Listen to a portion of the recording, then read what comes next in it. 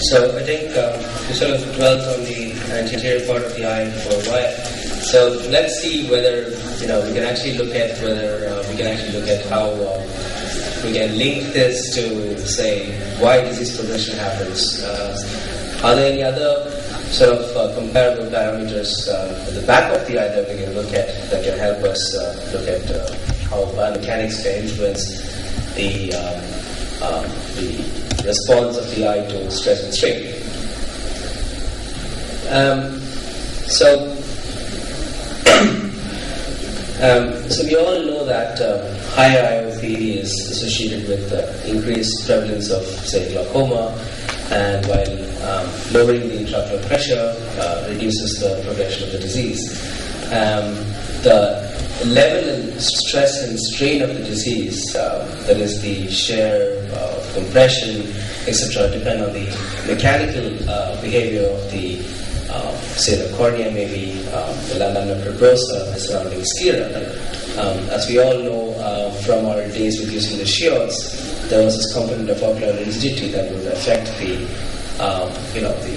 readings. So there is definite role of IOP in this. And the biomechanical perspective is that the intraocular pressure is a mechanical load on the eye that generates stress and strain, say, at the level of the optic nerve head.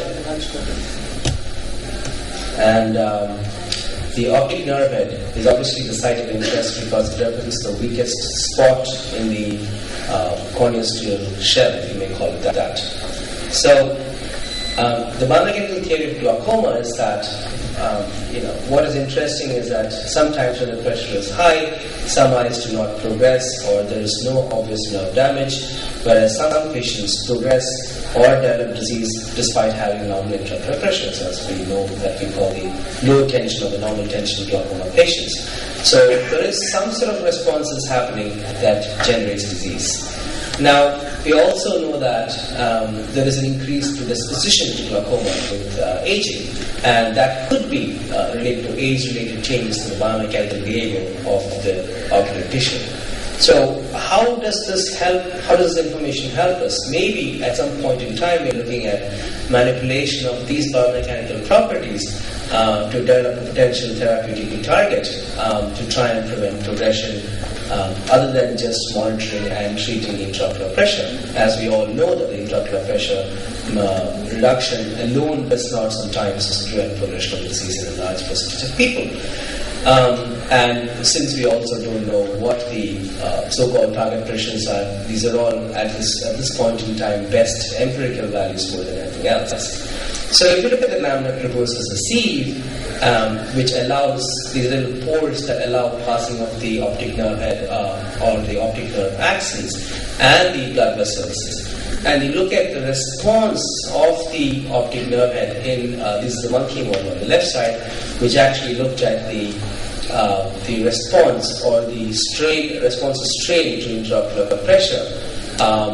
You see that in an experimental monkey model, the response of the glaucomatous optic nerve head, lamina prebrosa, was more in terms of, say, let's call it more elastic, more rebound than, say, in a patient or in an eye which is supposed to be normal.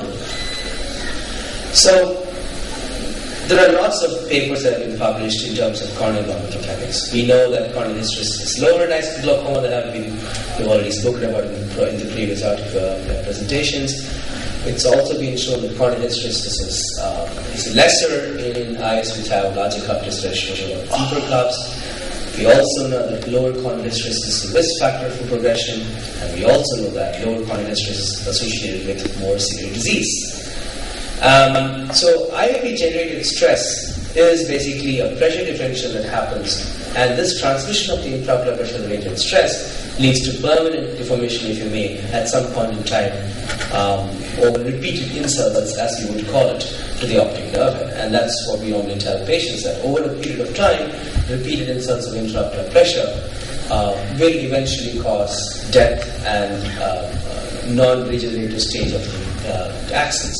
So there is obviously an established role of the ocular tissue, connective tissue, if you may. There is also it's also been shown that hysteresis is a definite risk factor, and connective tissue adjacent to the RGC axons in the optic nerve head, basically the beams of the lamina cribrosa, are just as much involved, as has been shown in multiple animal models, as are the corneal biomechanical so-called properties. Now, if you look at this image, you can actually, I hope this works. This area has been marked out as an area of damage, and here the pores seem to be more oval and less in number, say this area, which seems to have more number of pores and wider pores. So, interestingly, where this is taking us is that the cornea and the optic nerve head lamina fibrosa appear to have uniform collagen fiber diameters compared to, say, areas around the optic nerve head, where the posterior sclera in that area have a crisscross or arrangement of the optic nerve head or of the collagen fibers.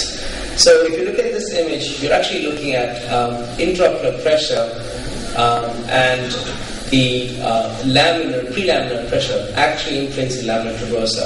And once the lamina fibrosa, what we can right now image normally is at the level of the lamina fibrosa anterior surface. And newer developments will hopefully at some point in time let us look at imaging things below that.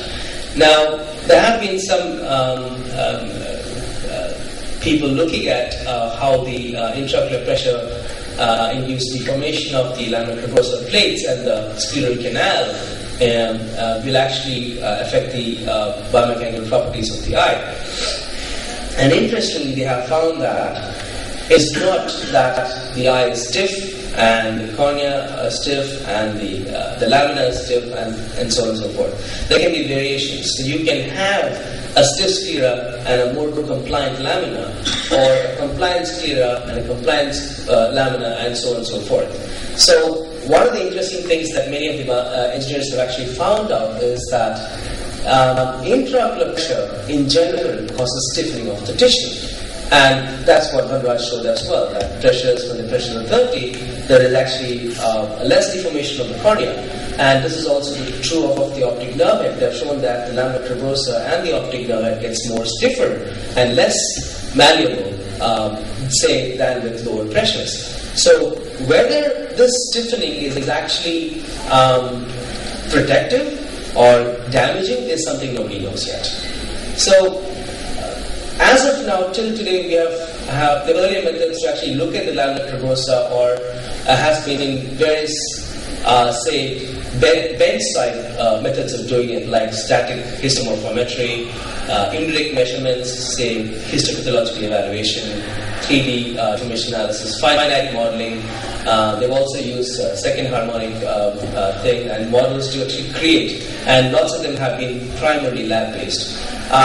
Clinicians have now, for the last year, at ARGO in 2013, there were more than 20 or 30 posters looking at the lamina fibrosa, and there's been a lot of interest recently where you actually look at using technologies like the OCT, adapted with modified or enhanced imaging like the adaptive optics, or even EDI, which is the enhanced depth imaging scan protocol of the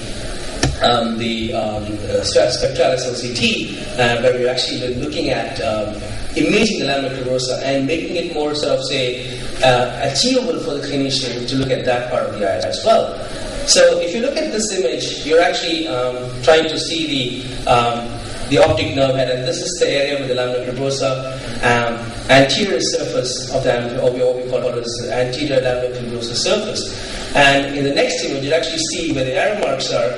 Those are areas which are focal defects, which are actually representative or correlating with the optic nerve head changes that you can actually see. So, at our hospital, we use a device called the RTX1 adaptive optics device, which is a standalone camera. It is not attached to an OCT, and this is actually an in vivo, as you would say, live imaging of the optic nerve head canal or the lamina fibrosa. So this is a 4x4 image which we get the infrared wavelength. The machine acquires about 40 images per every 4 seconds, and then it does the registration and averaging. So basically, the reference plane is at the level of the anterior laminar traversal plate, and then we've actually then looked at the pore count, the shape of the pores, the pore area, the spacing between the pores, etc. And what we then did was we used a freely available software called ImageJ, which is a validated software available from the NIH website, and actually deconstructed the image and looked at the pore area and counted all the pores, and then did some basic analysis. So we took about 20 patients in about both groups, and looked at in groups with glaucoma and non-glaucoma, and looked at some interesting findings. So as we all know, we have spoken about the corpus ST in the previous talks ad nauseum, so I won't go there. So maybe because the numbers were small, we did not find any significant difference in the area under the deformation amplitude curve. Now, what the machine actually gives us is the deformation amplitude curve, but what our team with, as I mentioned, the first talk I did on behalf of Dr. Ajit Roy, what they actually do in their biomedical lab is that actually they calculate the area using mathematical models under the deformation amplitude, which is actually a true representation of how much the cornea actually moves in response to stress, say intraocular pressure here. And there was no difference between the glaucoma and the non-glaucoma group. Neither was any difference, say, in the mean pore area or the pore count. The caveat here is that the intraocular pressure was treated or, say, modified. And as I mentioned in the earlier part of the talk, that having patients with, say, uncontrolled pressure or raised pressure might have actually changed the way these results would have looked, because when the pressure is high, the cornea is stiffer, the optic nerve head laminar traversal might be stiffer, the pores might be, tighter, and we would have had different results for all you know. So we did a scatter plot and actually looked at correlating the area and the deformation with the mean pore area. Looks like a great regression line, but there are too many outliers there because the number of samples were less. And this was similarly, we also looked at the area and the deformation amplitude, and also compared that with correlating with the optic disc area. The optic disc area was calculated using the spectral domain of CT spectralis machine, and we, again, good looking curve, but not meaningful. So, what are the implications here? What can we take from this? Now, we all know the optic nerve tolerance for a given intraocular related stress is dependent on the magnitude of the intraocular pressure, and also on the capacity of the RGCs to respond to the stress. So, mechanical loss in general would then define glaucomatous optic neuropathy or cupping. Now, what is the predominant mechanism? You will find optic nerve heads that are pale, you will find optic nerve heads that are cupped. Now, what is more important here? Is it mechanical or is it vascular? Nobody knows. Having said that, Claude Benoit's group have done extensive work on this from the University of Pittsburgh. They've actually looked at the fact that they've actually came to these conclusions that excavation, if there is excavation, irrespective of what the intraocular pressure is that you see, you should treat. You should look at treating these. And even if there is more pallor, there could be a vascular component. Having said that, you should still think about treating aggressively, because maybe, just maybe, intraocular pressure lowering might actually control the progression. Now, another implication is that we also know that intraocular pressure lowering protects the connective tissue and increases the perfusion. There have been other studies that have shown this. If there is still progression, most probably there are extraneous factors like nocturnal hypotension or immune-mediated mechanisms that are causing the further damage to the tissue. So, what are the future directions? So, what do you think we can take home from this? One of my colleagues who have actually worked, Dr. Ajit Roy, has actually written this paper with Dr. Thornton, and they've actually looked at, they've actually done a few animal models with porcine models, as well as in a few cadaveric eyes, where they actually cross-linked the posterior sclera. I mean, everyone's cross-linking the cornea all over the place for keratoconus, and that's showing fantastically positive results right now in terms of delaying or arresting progression of the disease. So maybe collagen cross-linking of the posterior sclera to protect the optic nerve and the lamina tuberosa from stiffening or, say, causing stiffening during intraocular pressure elevation might be a possible way. And how do we do this? We have to make sure that we actually know what happens to the lamina tuberosa pre-treatment, that is before treatment. We haven't done that, that's something we're going to do in the future. And based on available data, especially with the devices that we have, then we can look at that calculating the tissue biomechanics and predicting which eyes may actually progress, which eyes may not, with or without treatment. Thank you.